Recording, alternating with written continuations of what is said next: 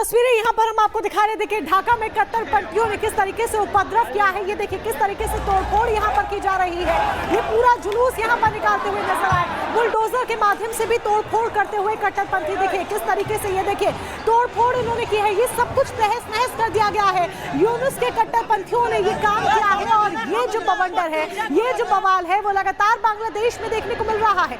जब से शेख हसीना गई है उसके बाद से इसी तरह की तस्वीरें सामने आ रही हैं। देखिए किस तरीके से आगजनी की गई है, यहाँ पर धुएं का उठता गुब्बारा आपको दिखाई देगा और यहाँ पर किस तरीके से ये उपद्रवी तमाम इकट्ठे हो गए हैं, हंगामा कर रहे हैं, बवाल कर रहे हैं, तोड़फोड़ कर रहे हैं, आग लगा दी गई है। वो ये तस्वीरों के माध्यम से साफ सीधे तौर पर दिखाई दे रहा है और बांग्लादेश के हालात दिन ब दिन बदतर होते जा रहे हैं, दिन ब दिन खराब होते जा रहे हैं। ढाका की ये तस्वीरें हैं जहाँ पर कट्टरपंथियों का उपद्रव देखने को मिल रहा है और ये देखिए किस तरीके से तस्वीर को भी तोड़ने का काम, जो प्रतिभा उसको तोड़ने का काम यहाँ पर किया गया है और लगातार इस तरह की तस्वीरें यहाँ पर सामने आ रही हैं। डंडे इन लोगों के हाथ में है, बड़े बड़े डंडे इन लोगों के हाथ में हैं और देखिए कैसे तोड़फोड़ यहाँ पर ये लोग मचा रहे हैं। और कट्टरपंथी जो जमात है वो बार बार बांग्लादेश में एकत्रित हो जाती है। कभी इस्कॉन मंदिरों पर हमला किया जाता है, उन पर प्रहार होता है, तो कभी हिंदुओं पर प्रहार होता है, तो कभी इस तरह की तस्वीरें सामने आती हैं जहाँ पर ये बवाल मचाते हैं। बांग्लादेश से जुड़ी ये 3 तस्वीरें भी फिलहाल आपके सामने हैं जहाँ पर एक बार फिर से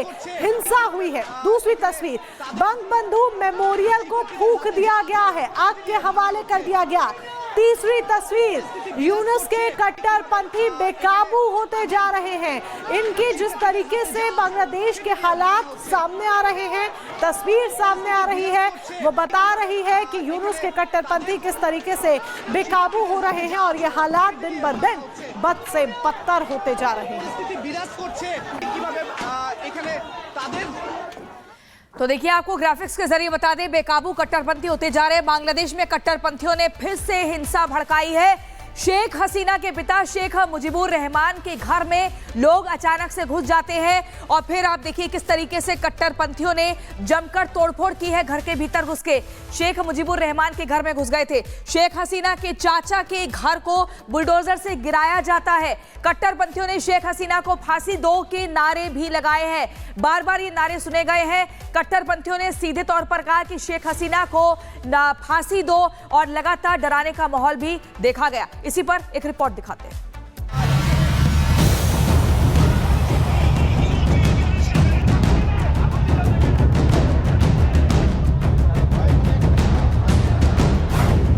बांग्लादेश में फिर बढ़ रहा विवाद। प्रदर्शनकारियों ने मुजीब का घर तोड़ा। बांग्लादेश के ताजा हालात जो किसी भी परिचय के मोहताज नहीं हैं, क्योंकि हर दिन वहां से आ रही तस्वीर बांग्लादेश के ताजा हालातों से आपका परिचय करवाने के लिए पर्याप्त है। अगर आप इतिहास के पन्ने में झांक कर देखेंगे तो वहां से लेकर यहां आज तक बांग्लादेश में मुजीब और उनके परिवार के साथ हमेशा आपको नाइंसाफी ही नजर आएगी। और एक बार फिर बांग्लादेश से कुछ ऐसी ही तस्वीर सामने आई। दरअसल ये बांग्लादेश के संस्थापक कहे जाने वाले मुजीबुर रहमान का आवास है, जिसे प्रदर्शनकारी तोड़ रहे हैं, अपनी हिंसा का केंद्र बिंदु बना रहे हैं। दरअसल बांग्लादेश में आवामी लीग ने आज के दिन देश भर में प्रदर्शन का ऐलान किया था, जिसके बाद आवामी लीग के कार्यकर्ताओं की गिरफ्तारी का सिलसिला शुरू हुआ। कार्यकर्ताओं के घरों को तोड़ा जाने लगा, सड़कों पर आगजनी शुरू हो गई और तो और शेख हसीना के दिवंगत पिता मुजीबुर रहमान के धन मंडी आवास पर तोड़फोड़ शुरू कर दी गई। खैर, ये बांग्लादेश के लिए कोई नई तस्वीर नहीं। 71 में अपनी आजादी के बाद से बांग्लादेश की सरकार और वहां के हालात बहुत कम समय के लिए ही स्थिर रह पाए हैं और इस बार भी जबरन तख्ता पलट के बाद बांग्लादेश के वही हाल है। और कहा भी जाता है कि जो देश अपने संस्थापक की कद्र भूल जाता है, उस देश को इतिहास में सिर्फ अपने स्याह पन्ने में जगह दे पाता है। Bureau report, Republic Bharat.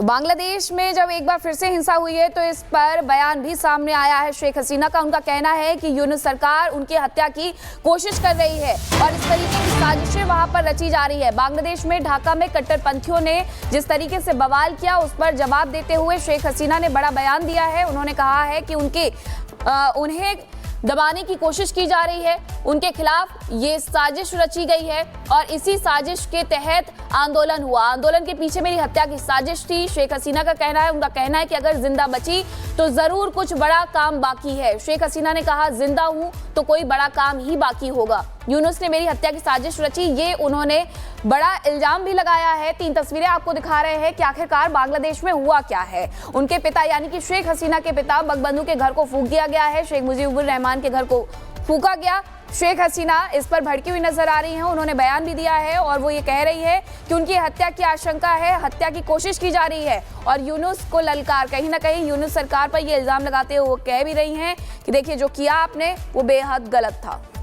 और ये कुछ इस तरह से गलत था मीनाक्षी की बांग्लादेशी पहचान को भी फूंक दिया गया कट्टरपंथियों की तरफ से। बेकाबू होता जा रहा है बांग्लादेश, किस तरह से बेकाबू हो रहा है, कैसे बवाल हो रहा है। शेख हसीना की पार्टी ने सड़क पर उतरने की अपील की थी। दरअसल अल्पसंख्यक पर हुए हमले के खिलाफ प्रदर्शन का आह्वान किया था। शेख हसीना की पार्टी ने आह्वान किया कि अल्पसंख्यकों पर जिस तरीके से हमले हो रहे हैं उसके खिलाफ प्रदर्शन हो।